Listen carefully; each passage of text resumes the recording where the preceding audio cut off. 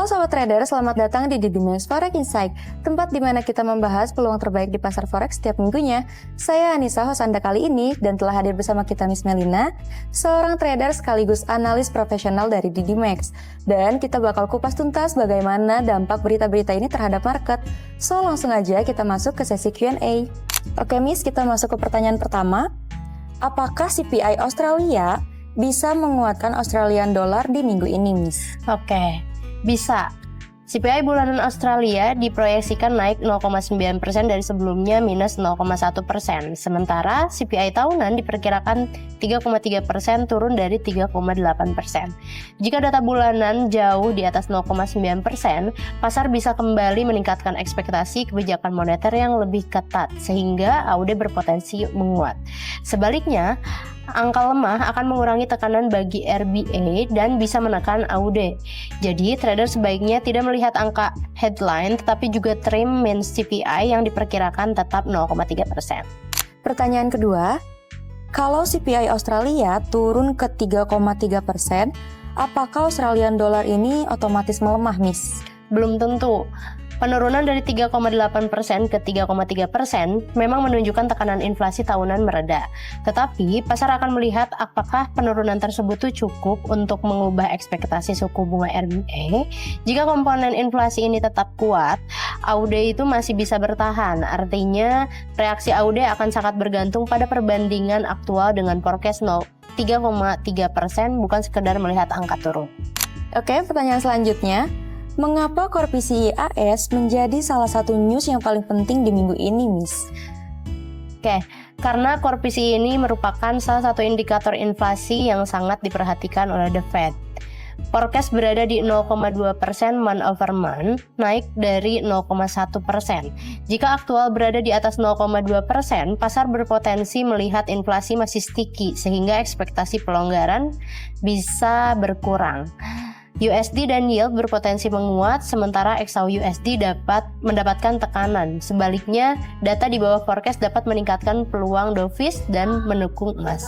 Oke, kita ke pertanyaan keempat.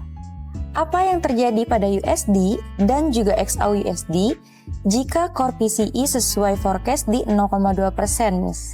Jika tepat di 0,2%, respon awal relatif terbatas karena data sudah sesuai dengan ekspektasi.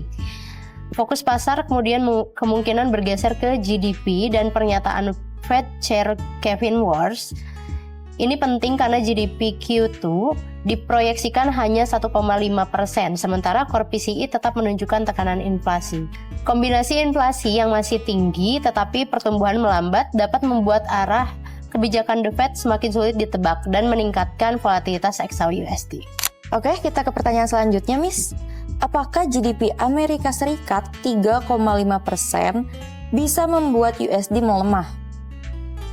Berpotensi, terutama jika aktual berada di 1,5%. GDP 1,5% menunjukkan pertumbuhan yang lambat dibanding kuartal sebelumnya, sehingga angka yang lebih lemah dapat meningkatkan kekhawatiran perlambatan ekonomi dan mendorong ekspektasi kebijakan The Fed lebih longgar. Kondisi tersebut cenderung negatif bagi USD dan bisa menjadi katalis positif bagi emas. Namun, jika GDP justru di atas 1,5%, USD berpeluang mendapatkan dukungan karena ekonomi terlihat lebih resilient. Oke, next. Seberapa penting nih, Miss, GDP Kanada 0,2% untuk CAD? Oke, GDP bulanan Kanada diperkirakan 0,2%, turun dari 0,3%.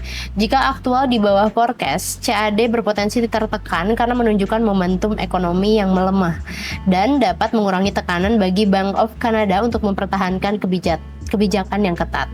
Sebaliknya, angka di atas 0,2% bisa memberikan dorongan bagi CAD. Trader sebaiknya memperhatikan respon USD CAD, bukan hanya arah CAD-nya secara langsung. Pertanyaan ketujuh, mengapa pidato Fed Chair Kevin Warsh di Jackson Hole itu sangat penting, Miss? Oke, karena ini menjadi salah satu momen penting untuk membaca arah kebijakan The Fed menjelang pertemuan berikutnya. Pasar akan mencari petunjuk apakah Warsh lebih fokus pada pengendalian inflasi atau mendukung pertumbuhan ekonomi. Pernyataan hawkish berpotensi mendorong USD dan yield naik serta menekan sawi USD. Sedangkan nada dovish bisa memberikan tekanan pada USD dan membuka ruang kenaikan emas. Jackson Hole sendiri berlangsung dari 27 sampai 29 Agustus 2026.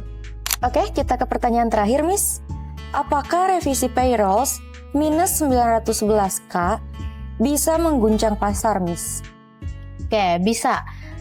Tetapi trader perlu memahami bahwa ini adalah revisi benchmark data payroll.